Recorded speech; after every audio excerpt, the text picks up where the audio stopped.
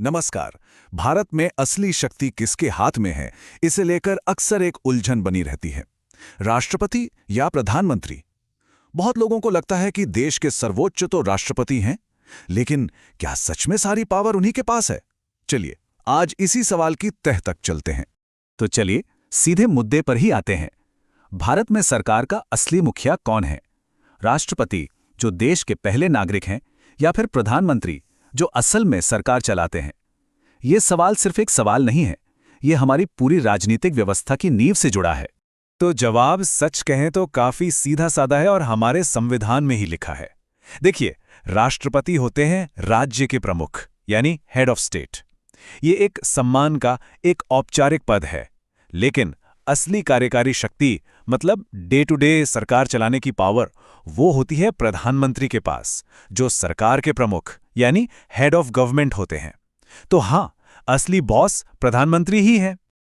पर यह सिर्फ कोई कही सुनी बात या परंपरा नहीं है। नहीं, ये सब कुछ हमारे संविधान में साफ साफ लिखा हुआ है।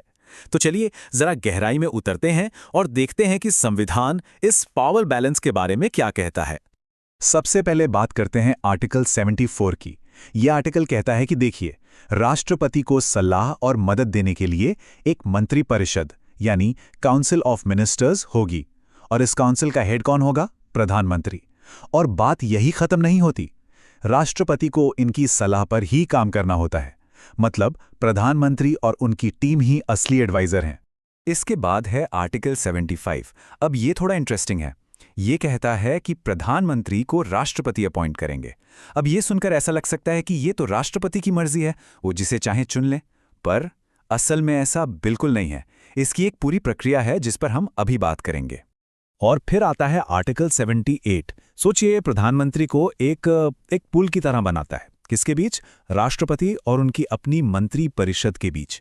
देश में क्या चल रहा है, सरकार क्या बड़े फैसले ले रही है, ये सारी जानकारी प्रधानमंत्री की ड्यूटी है कि वो राष्ट्रपति तक पहुंचाएं। तो ये तो हो गई संविधान की बातें, लेकिन प्रैक्टिकल में असल में कोई प्रधानमंत्री बनता कैसे है, चुनाव होते हैं, नेता चुने जाते हैं, ये पूरा प्रोसेस काम कैसे करता है? चलिए अब इसे समझते हैं। ये प्रोसेस ना बेसिकली 3 स्टेप्स का है।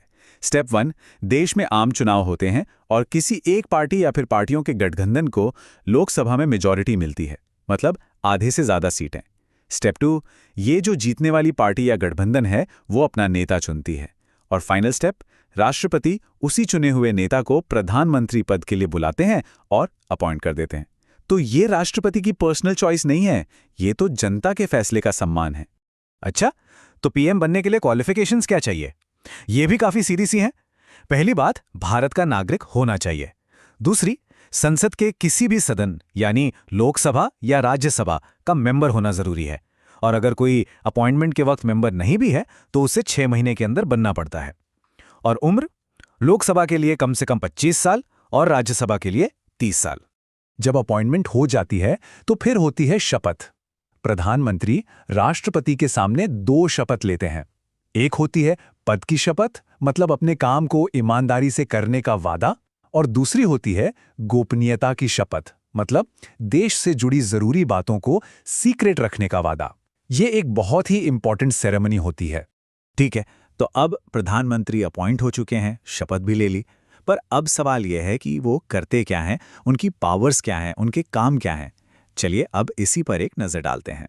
सबसे पहले देखते हैं उनकी अपनी टीम यानी काउंसिल ऑफ मिनिस्टर्स पर उनकी क्या पावर है। असल में प्रधानमंत्री ही अपनी टीम के कैप्टन हैं। कौन मंत्री बनेगा ये वही तय करते हैं। वो राष्ट्रपति को नाम रेकमेंड करते हैं। किस मंत्री को कौन सा मंत्रालय मिलेगा ये भी वही डिसाइड करते हैं। और अगर कोई मंत्री ठीक से काम नहीं कर रहा तो उनसे इस्तीफा भी मांग सकते हैं। और हाँ, जितनी भी कैबिनेट की मीटिंग्स होती हैं उन्हें हेड भी प्रधानमंत्री ही करते हैं। और प्रधानमंत्री कितने सेंट्रल हैं, इसका सबसे बड़ा सबूत पता है क्या है? अगर प्रधानमंत्री इस्तीफा दे दें या उनका निधन हो जाए तो सिर्फ उनकी कुर्सी खाली नहीं होती, पूरी की पूरी सरकार, पूरी काउंसिल ऑफ मिनिस्टर्स अपने आप भंग हो जाती है। मतलब प्रधानमंत्री नहीं तो सरकार नहीं। अब बात करते हैं राष्ट्रपति के साथ उनके रिलेशनशिप की। यहां भी पीएम का रोल बहुत बड़ा है।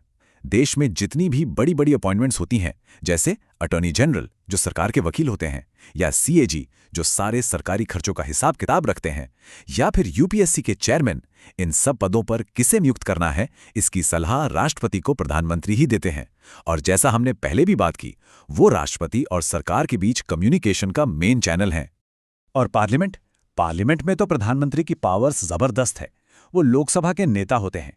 पार्लियामेंट का सेशन कब शुरू होगा, कब खत्म होगा, इसकी सलाह राष्ट्रपति को वही देते हैं। और सबसे बड़ी पावर, वो कभी भी राष्ट्रपति से लोकसभा को भंग करने की सिफारिश कर सकते हैं। इसका मतलब देश में दोबारा चुनाव कराने का फैसला भी उनके हाथ में हो सकता है। तो ये तो साफ है कि प्रधानमंत्री बहुत पावरफुल हैं, लेकिन सवाल यह है कि वो इस पद पर कब तक रह सकते हैं? क्या कोई लिमिट है? चलिए अब उनके टेन्योर और पावर पर जो चेक्स एंड बैलेंसेस हैं, उन्हें समझते हैं। संविधान में ना एक फ्रेज है जो अक्सर लोगों को कंफ्यूज करता है। वो है प्रधानमंत्री राष्ट्रपति के प्रसाद पर्यंत पद धारण करते हैं। अब इसका मतलब क्या हुआ? क्या इसका मतलब यह है कि राष्ट्रपति जब चाहें अपनी मर्जी से प्रधानमंत्री को हटा सकते हैं? नहीं, बिल्कुल नहीं। राष्ट्रपति के प्रसाद पर्यंत का असली मतलब ये नहीं है। इसका सीधा सा मतलब ये है कि प्रधानमंत्री तब तक ही अपनी कुर्सी पर हैं जब तक उन्हें लोकसभा में मेजॉरिटी का सपोर्ट हासिल है। जिस पल वो ये मेजॉरिटी खो देते हैं, उन्हें इस्तीफा देना ही पड़ता है।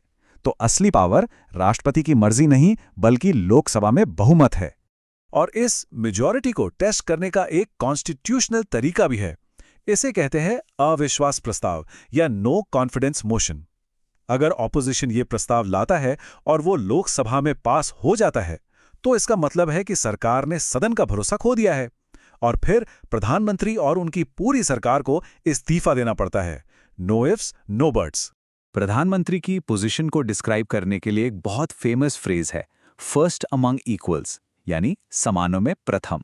सुनने में लगता है कि वो बाकी कैबिनेट मिनिस्टर्स के बराबर हैं, और हाँ, ऑन पेपर तो हैं, लेकिन रियलिटी में वो उन सब में सबसे पहले, सबसे पावरफुल हैं। वो टीम की सिर्फ एक खिलाड़ी नहीं, बल्कि कैप्टन है। यहाँ एक और इंटरेस्टिंग फैक्ट है। ज्यादातर लोगों को लगता है कि पीएम बनने के लिए लोकसभा का चुनाव जीतना जरूरी है, पर ऐसा नहीं है। कोई राज्यसभा यानी अपर हाउस का मेंबर होकर भी प्रधानमंत्री बन सकता है। इंदिरा गांधी जी, एचडी देवेगौड़ा और डॉक्टर मनमोहन सिंह, ये सब जब प्रधानमंत्री बने तो राज्यसभा के ही सदस्य थे। और प्रधानमंत्री का कार्यकाल वो भी फिक्स नहीं होता। ये कितना अलग अलग हो सकता है, इसका अंदाजा लगाइए।